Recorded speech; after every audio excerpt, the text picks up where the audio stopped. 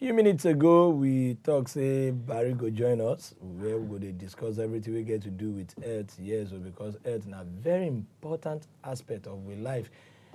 In fact, if we put on 70% of our life save, our life cycle, not too much, because person we no get health, no fit knows anything they happen around them. Health first, even before finance.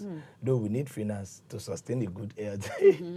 That is why we get we own a certified doctor, Dr. Bartholomew Ofegbolam, the CEO, Grace Valley Medical Center, and well dressed, looking dope. Thank you, Chief. Happy birthday, Naria, sir. Yeah, thank you very much. Happy New Year too. Happy New Year. Slimmy, Happy New Year. Doctor, Happy New Year. Wish you this year. Yeah, Happy Congratulations. Happy It's a birthday. double happy- dose. Everything is just Double working New Year. dose. for I'll you. say that again. Good morning, viewers at home and around the world. We welcome you to today's episode of Health Matta on WAP TV. This is the very first episode for this year. We'll be looking at a very common health topic. We are starting the year with a very common health topic. Okay, we are talking about Lassa fever today. Lassa fever. Lassa fever, as we all know, is a disease or an illness that has been with us in Nigeria as far back as 1969. That is a documented history that we have. Okay, but as we move on into the program, we'll hear the entire history, a brief account of how it all started and how the name Lassa fever came about and what is currently going on in Nigeria. As we always do, we're going to talk about the definition of Lassa fever, talk about the symptoms of Lassa fever, talk about the diagnosis, talk about the prevention, what you and I need to do to prevent this illness from coming to us. Okay? If we have all the time, we'll go as far as treatment today. Lassa fever, just like the name implies, Lassa is actually a town in Nigeria, in Borno State. Okay? Now, Lassa fever is an acute, sometimes severe viral hemorrhagic illness that is endemic in West African sub-region. So it has something to do with geographic spread or geographical locations. Okay? Now, Lassa fever, like we said at the beginning, is endemic in West African sub-region. That is to say that it affects countries that are within West Africa, sub-Saharan Africa. We're talking about countries like Nigeria, Sierra Leone, Guinea, Mali, Ghana, and some other West African countries.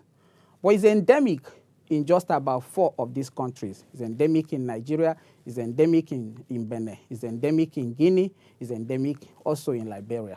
Okay, so Lassa fever is caused by rodents. Okay, in medicine, we refer to it as a zoonotic disease. Okay, so it's a form of zoonosis, a disease that is picked by humans from animals. So the primary reservoir or natural host for Lassa fever are rats or rodents.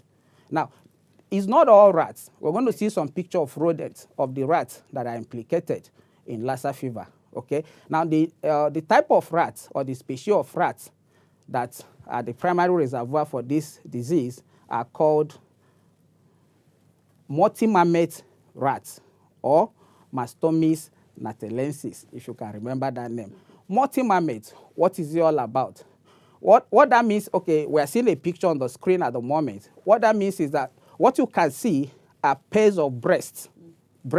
If you count it, they will be in the neighborhood of 10 to 12 on either side of the tummy. That is a rat whose tummy is being shown to us. That's the ventral surface. So you can see plenty of, Chief, you're counting this, sir. You can see plenty of breasts that are scattered on the ventral surface of that rat. That is what multi-mammet is all about. This is the species of rat that is implicated as a natural reservoir or host for Lassa fever virus. Of course, these rats are widely distributed in West African sub-region, and usually experience has also shown that these rats usually we have this disease occurring more or peaking during the rainy season. Okay, that accounts for the reason why you will discover that usually in endemic environments, usually we have it all year round. Okay, but it usually peaks during the Harmattan season. Okay, just about a fortnight ago, 2 weeks ago, the media was awash with the news of someone who picked the infection in Ebonyi State, and of course, the person didn't survive in Ize local government area of Ebonyi State, and a lot of measures were put in place to tackle it. It was said to be a man who picked the infection in one hospital in Ebonyi State, and then the relation also picked infection, but the man did not survive. And of course, the relation, thank you very much, the relation was quickly isolated, because it's an infection that once you pick a case, you need to report. If you have a case, if you have it affecting one person, it means you already have an outbreak, because you need to do contact tracing to know the number of individuals that may have been exposed to this disease. So it's caused by these rats, and these rats are everywhere in Nigeria today. This set of rats, they usually have long tail,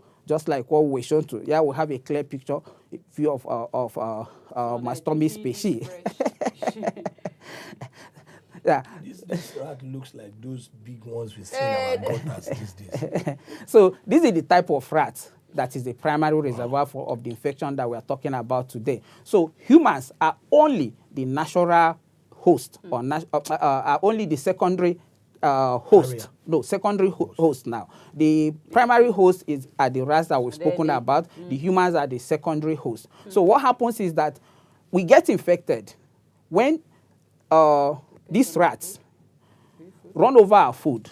When we expose our food unduly in our homes, in our compound, these rats get to run over them. By so doing, they pass their excreta, they pass their urine, they pass their feces on top of our food, even without our knowledge. And at the end of the day, when you eat such contaminated food, you will become infected with Lassa fever. Suffice also say that 80% of people who will get infected with Lassa fever will not come down with the disease. Okay? I will tell you why.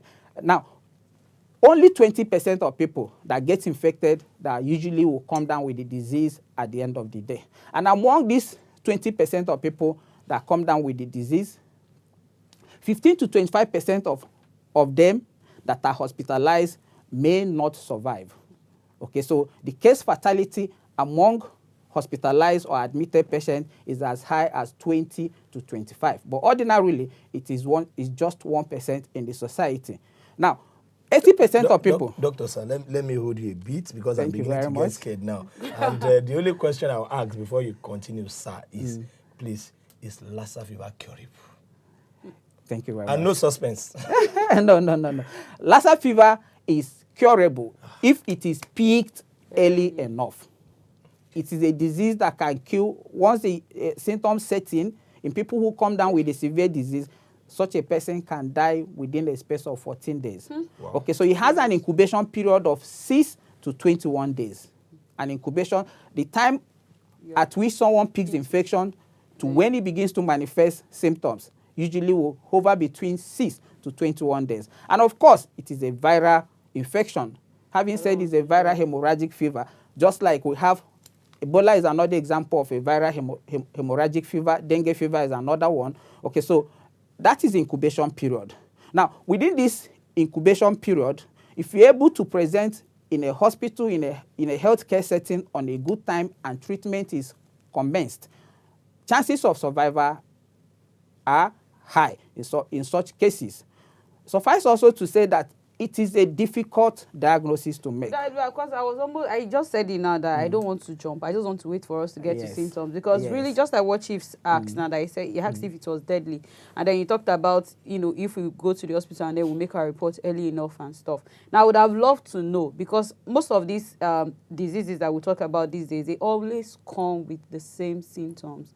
Like, they'll tell you this one, you vomit, diarrhea, and all of that. So you can't really tell which is which. So I'm just asking or curious to know that. Do you understand? Like, at which stage do I get to know that, okay, this is what it is? Thank you very much for that very important question. that takes us to signs and symptoms of Lassa fever. Okay, I said a while ago that 80% of people who may be infected with Lassa fever may not show any symptoms. In situations where they show mild symptoms, it will just be general weakness, feeling of unwellness, malaise, and low-grade fever. That will be the initial set of symptoms, which can resolve on its own.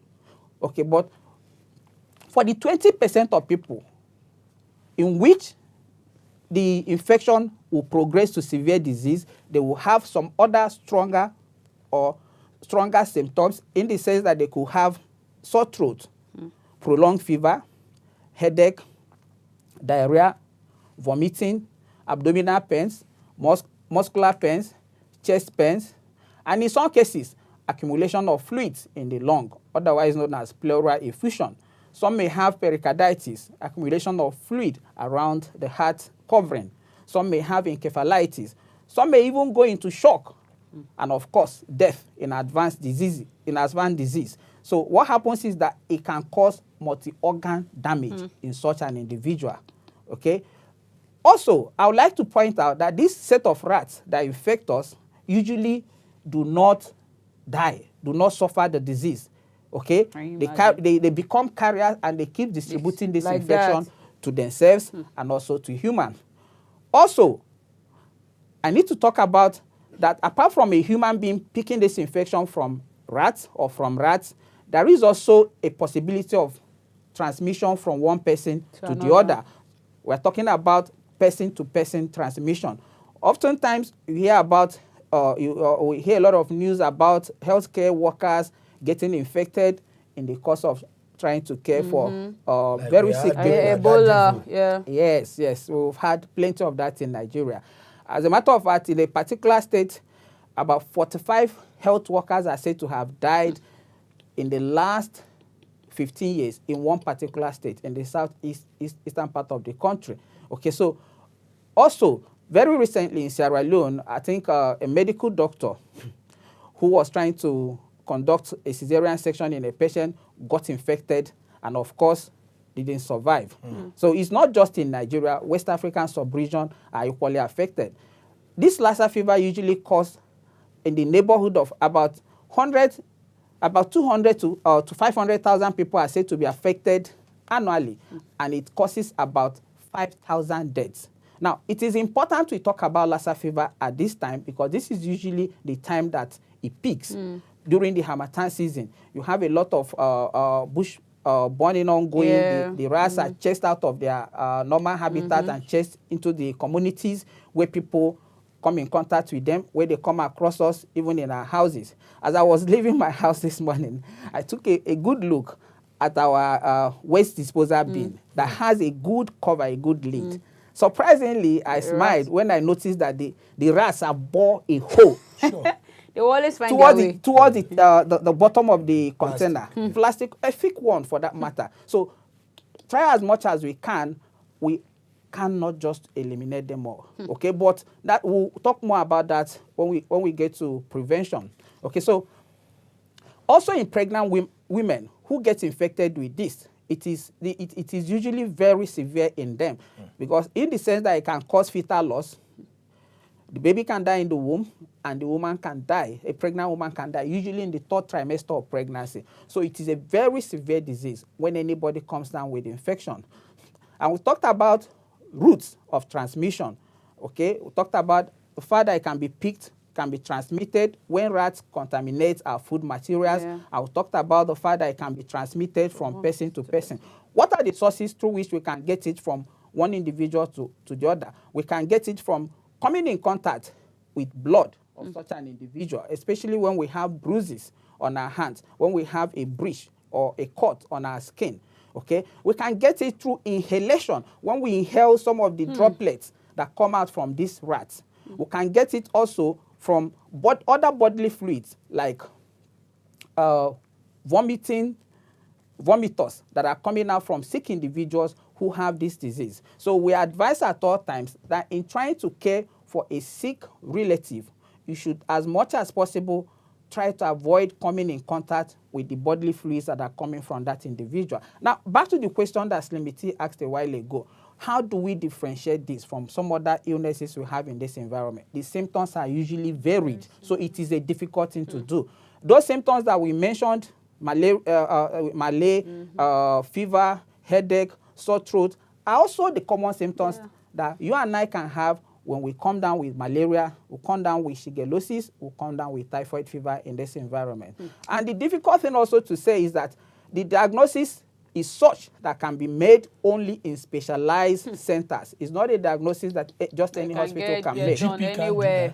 No, not about the person. Of course, doctors are not the ones responsible. A special facility? Yes, we have special centers. In Nigeria, the most popular among them is Irua Teaching Hospital. Irua. Yes, in Edo State. Okay, about 4 years ago, another one was built in Ebonyi State. Talking about Alisa Ekweme Teaching Hospital in Ebonyi State. So there's another one there, there's another center where people who have, where this diagnosis can be made for Lassa fever, and people who have this infection can equally be taken there and receive good and quality care.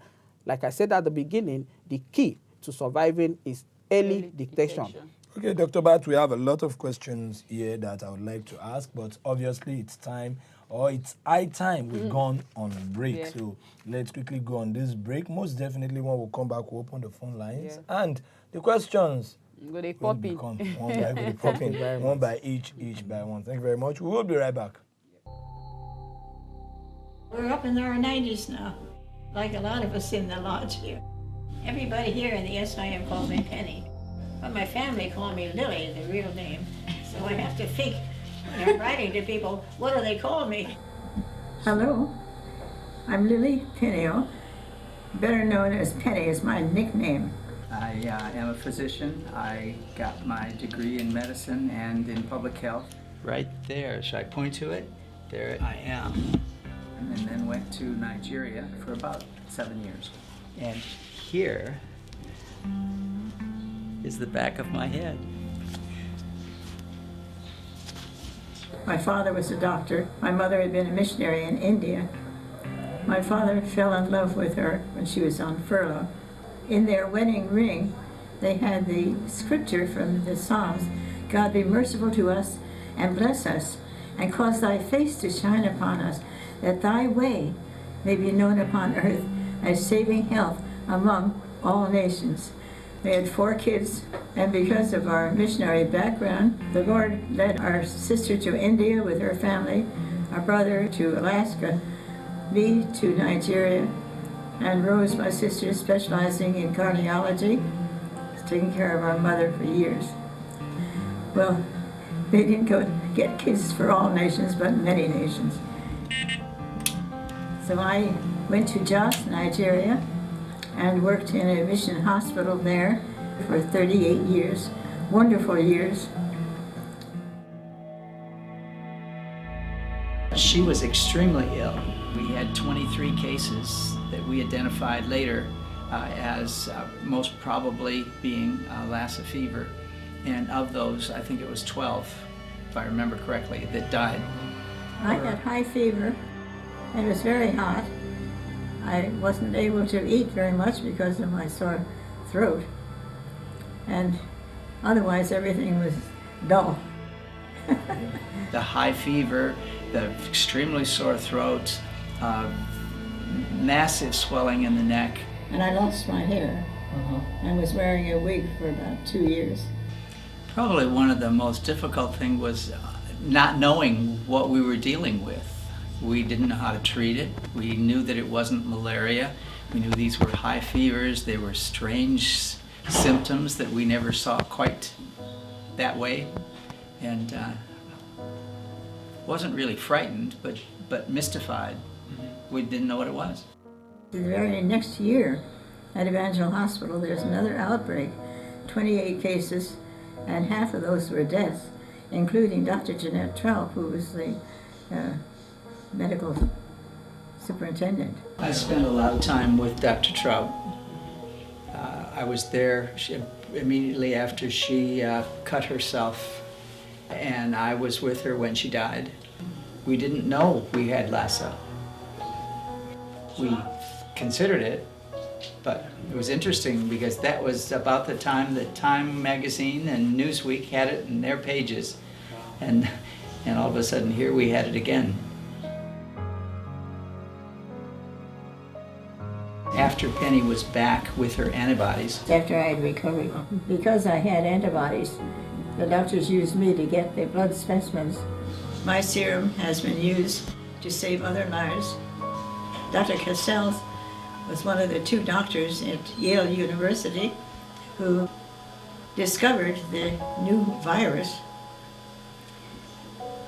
And I gave my serum to him, and he recovered. It gave him 35 more years of life. Wonderful opportunity. So these were wonderful years. Thank you.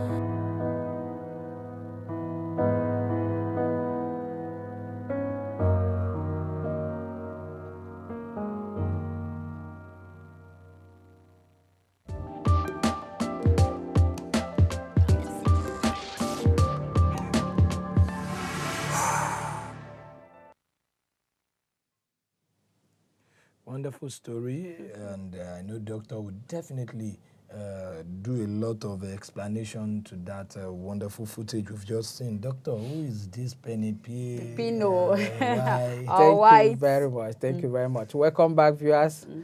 Now, this was a fascinating account of how Lassa fever was discovered. Okay, it was discovered in Nigeria. We have said that before. The name Lassa, yes, the name Lassa had to do with Nigeria. Okay, like we said, it's a town in Borno State. Okay, now that account that we just saw briefly a while ago, those 3 individuals were people who were working in Nigeria at that time as missionaries. They were working in Just Missions Hospital. They were working in Nigeria. We had the story that it was discovered amongst missionaries. Now, the woman we saw, the old woman that we saw there, Penny Pino, she's late now. She's late now. She was the first survivor of Lassa fever. How come she was lucky? It was her sample that brought about the discovery of Lassa fever. What happened was that in trying to take care of some of the sick expatriates that were infected, they were in Nigeria in the 1940s. As a matter of fact, one of them was believed to have picked the infection 17 years before Lassa fever was isolated. That was 1952. Lassa fever was isolated in 1969. Okay, so this woman became infected with Lassa fever in trying to care for some other missionaries who were working with them. She was evacuated to the U.S. Okay. Got to the U.S. and was treated. She came back to Nigeria in 1970 with her serum, okay, coming back to help another missionary health caregiver that was also infected with Lassa fever. That was Dr. Troop. Dr. Troop was actually trying to do an autopsy in a patient who died of a mysterious illness, and she eventually cut herself, suffered a cut. That was how she died.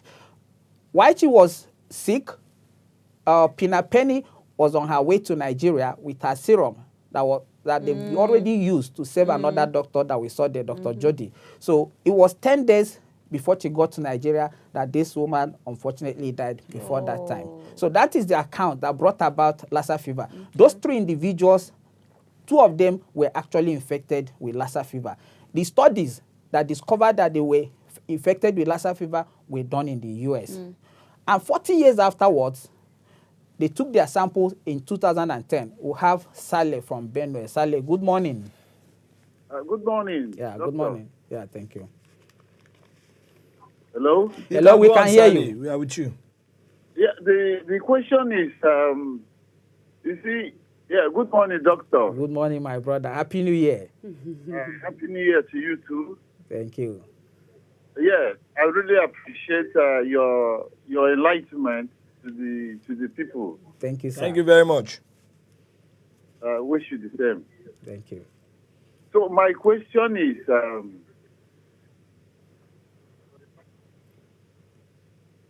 Hello, Saleh. Go ahead. We can hear you, sir. okay, now the question is, you see, in Benue State, we eat rats. Definitely, we depend. We depend largely. We eat rats, bush rats. We call it bush rats. Ekete. And the discussion, I have gathered that Lassa fever can be got from the rats. Yes. Yes. Am I right? Yes, sir. Yes. You're correct, sir. Okay. Okay. Now, how are we going to identify the bush rat that has the Lassa fever? Or do we now, you discourage us from eating the rat completely? We want to take an advice from you. Okay. Thank you very much. I must point out that that's more of a tricky question, Yeah, sir. very. When you say Okay, yes. Because we know that times are hard. Okay, so people need to make do with what they've been used to, okay, from time immemorial. Okay, that said, we were also able to specify that it is not all rats. But then you can't be certain. What you can't be certain which species we are talking about. That was why we were able to show some pictures of the type of rats that are called multi-mammet. If you turn the ventral surface, the belly, you see plenty of pairs of breasts. Okay, Chief was trying to count. How Okay, many we you have count, that. Chief? We have that in the I picture counted again. over 20-something. So they are pairs. They are in pairs. They are called multi-mammet. Okay, or Mastomys natalensis. So it's the Mastomys species that has been implicated. Okay, but since these rats can infect each other, they can equally infect some other rats that may not be from this family. Okay, just my thinking. And just like what I narrated while I was coming out of my house, these rats are everywhere. Try as much as you can. Try as much as you can. We have the pictures now. Try as much as you can. We can't completely eliminate them from our environment. We can keep cats. We can put rat poison. We can set traps. But we you can still do see them. whatever we want. We can. It's like they revamp yes. when you try to. So that is the challenge. It's difficult. So, but my advice, because you asked for an advice, my advice for you is, please avoid them for now. Make do with other sources of meat, protein, and what have you. But doctor, to be candid with you, in order to back what you are saying, or just a question, do you know that this so-called bush meat is even a luxury meal? It's a luxury meat in town here. Because for somebody to say it's more expensive than even you eating suya or normal meat. Yes. So for somebody to say you want, I think it's what we can do away with. Yes. But something that can cost one's life is not worth. That's what I'm saying. We can do without it. Yes, I agree. Because really, you know, the sad part again, if it was on the surface, I think it would have been easily detected. But now you have to like turn it upside down before you can know where the Okay, doctor, my number one question, sir. Does boiling point, if we want to make 100 degree, I want to make a banana, make the water boil where. If I turn my eba inside that kind of water, shey Lassa fever go still. If the rat don't perch on the. Yeah, perch on the garri, shey go still fit happen. One. Number two, for the so-called bush rats now, okete, if it is properly grilled, sir, 100% good fire, roasted to make it dry well. Does Lassa fever survive? Let's take Uche from Lagos. Good morning. Good morning, sir. Doctor, good morning, please. Good morning, my brother. How are you doing, sir? Yes, I want to commend your effort and the effort of your team. Thank you very much, sir. What you people are really doing is what we want here for us to move ahead like China. Thank you, sir. And I just have one question to ask. How do I get in contact with you? Because I have my own idea that you can help me incubate, you know. Okay, we will definitely show his details on the screen now. You can always call him or WhatsApp him via that number. If I can also do Instagram. Hey! Oh, you can see that his Instagram handle at Dr. Bad. Let me just get ahead and continue watching. And Okay, Thank so you just very copy much. the The phone number, or you the could just Instagram, snap so that you can get his Instagram handle. Better. And then give him a call later. That's good. Thank you. Thank you very much, sir, for your kind words and commendations. Okay, so the essence of doing this is to scale up the awareness so that people will get to know. It's actually at this time of the year that we usually have a battle on our hands when it comes to Lassa fever. 2018 was about the worst we have had in this country, okay, in terms of outbreak of Lassa fever. Almost all the states were affected at that time. 2019... Even Wale Adenuga did a lot of sensitization with paradigms and everything. Yes, so 2019, it continued. But it's beginning to decline now. So we don't want to see it picking again. So that's why we are trying to sensitize ourselves. And stuff. Malik So from Lagos. Malik, good morning. Good morning, Malik. How are you doing? Fine. Good morning. Yeah, good morning. Doctor, good morning. Good morning, my brother. Shola, good morning. Good morning, sir. Yeah, I have to thank you, the team, on this Lassa fever information that doctor has been reeling us. Now, even the JSS and SSS students, they will be able to write a whole paper and even pass their WAEC with this Thank you, sir. Thank you, sir. Now, well, what I'm going to say, although doctor has said it, that it's very challenging to eradicate all these rats from our society, but how is it possible that in Europe you hardly see those? I'm not saying they don't have their own share of rats, but at least they are contained somehow. What can our Ministry of Health do, I mean, regarding this Lassa fever thing, to kind of wage a war on controlling them? You know, because if we leave them unchecked, you can see that their number keep growing. Yeah. And even as individuals in our homes, what can be done to at least make sure to limit them, you know, from coming inside the house and then infecting our food stores and things like that? Thank you. Thank you so much. Very much, sir. Thank you very much, sir. Now, I want to say, he asked a very important questions there. What is the government doing? The government have done a lot. Not just the government of Nigeria, the government of West African countries, they've done a lot in conjunction with WHO, World Health Organization, United Nations, the Office of United States for Foreign Assistance, and a number of other partners. For instance, there's an organization that is called Mano River Union Lassa fever organization that are currently existing in 4 countries. Okay, 3 countries, Liberia, Sierra Leone, and Guinea. Okay, now they are doing a whole lot in trying to help them with diagnosis, because the diagnosis of Lassa fever is a difficult one to make, as well as treatment guidelines, and a number of other things. Let us also go back to the last case of Lassa fever that we had in Nigeria in Ebonyi State.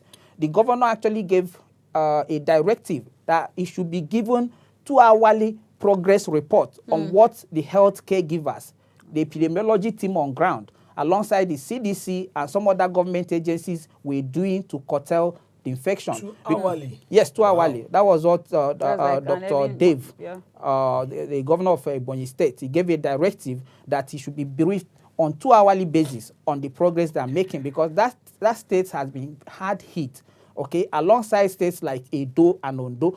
That is not to say that they are not found in all other states of the federation. Okay, so they've not folded their hands. Okay, before now, we used to have just very few labs or very few centers where people with Lassa fever can be treated. Sadly enough, about 4 years ago, some doctors who were being moved when they were suspected of having Lassa fever, they were being moved from Ebonyi State to Irua, and one of them died on the road. They didn't get to Irua because that appeared to be the only recognized center that have been taking cases of Lassa fever in Nigeria. So like I said, this diagnosis is not what you can make in just any lab. Yeah. They are made in some reference laboratories that we don't seem to have plenty of them in Nigeria. Okay, well, we have them. We have one in Ira. We now have one in Ebonyi State and some other places where we have them where samples can be taken so that the diagnosis can be made a lot quicker. Okay, because once you have somebody coming down with fever, malaria, sore throat, and you've treated the person, you've done a test for malaria and for enteric fever, typhoid, and you've treated the person for some 3 days and the person is not getting better, quickly alert the health authorities. It could be Lassa fever. Don't forget, when one person is affected in one geographical location, he can travel to some other place and probably infect some other ones. What can we do as a people to curtail this Lassa fever? Community hygiene, community hygiene, community hygiene, as well as personal hygiene. We have to ensure that our food materials are properly covered with lid. We have to ensure that our garbage waste bins in front of our houses are covered to protect rodents from feasting on them and coming in contact with what we eat in our environment. Okay, we have to try as much as possible to prevent picking the infection from Person to person. no, from rats to humans now. Before we now start talking about picking the infection from person to person. Okay. My wonderful team, you're doing very well. Okay, that can happen in a hospital environment where you could have nosocomial infection. A good number of people, appreciable number of healthcare givers have unfortunately lost their lives as a result of picking this infection from the people that are trying to cater for. So it behoves on us, healthcare givers, to have a high index of suspicion. Okay, so that if you have somebody presenting with an acute febrile illness, you should be wary, you should be careful. Barrier nursing and other protective measures should be put in place. Okay, you don't just attend to such patients with your bare hands. You must wear your gloves. Make sure that you're covered with your nose mask. Make sure that you wear on sterile apron. Cover yourself, cover your eyes, because droplets from these patients can equally be part of could be a needle from which you can pick the infection. Also, people who may have died of strange illnesses that we may not know what they have died for, we must ensure that we do safe burial practices. We shouldn't come in contact. Even when someone has died, don't come in contact with the beddings with your bare hand. Even when you kill some of these rats, don't pick them up with your bare hands because you don't know. From mouth strap. Yes, you just use your hand. From the so gum. you need to protect yourself as an individual. You need to protect your community as much as possible. Use pesticides to kill the rodents. If you have to keep cats to help chase them away or kill them, please do. If you have to use rat poison, any method at all you think you can personally do to eliminate this, like I said before, fumigation can be done. They are not our friends. It's difficult to say which of them has it and which one does not have it. Doctor, your question is very, yes. Now, the issue of boiling, okay, you mentioned Gary, so let me go back. I also want to point out that it is not in all situations that we boil the Gary that we eat. Sometimes we drink it with just granite and sugar and all whatnot. Okay, so you can easily pick them. Now, but when you boil them, when you cook your food properly, when you cook, I'm not talking about cooking bushmeat. When you cook your food very properly, some of these things can be killed. You may not end up getting the infection. So it's advised that we cook our food properly. Doctor, why will 80% not come down with it? You said 20 are likely, some 80. Why are some people unique? It depends on the person's individual immunity. Okay. Our immunity strength differs from one person to the other. Okay, but that is what the researchers have told us. That 80% of people who pick the infection will not come down with the disease, but 20% will come down. What it means is that 1 out of every 5 persons can come down with the disease. And when they do and they get hospitalized, surviving is actually a challenge, a big challenge. 15 to 25% of people who get hospitalized, who get admitted on account of Lassa fever may not survive. So it's a deadly illness, and usually they will die within a space of 14 days of picking the infection. So what you can do, diagnosis, before we go, I want to quickly talk about diagnosis. How are the diagnoses made? Because we have said making the diagnosis is difficult. The diagnoses are made by collecting samples and sending to specialized centers. Number one, what you need to do as a healthcare giver, if you have someone with a strange illness, fever of unknown origin, you need to alert you need to notify the authorities. Once you notify the authorities, samples will be collected. A number of investigations will be done using ELISA, polymerase chain reaction, reverse transcriptase and polymerase chain reaction, and a whole lot of other ones. But You want to finish it. oh, we just I think that's continue. interesting stuff people can pick from next Yes, week. Everyone is yes. ready. Well, Bye. thank you See you very, guys very 1 to much. 2.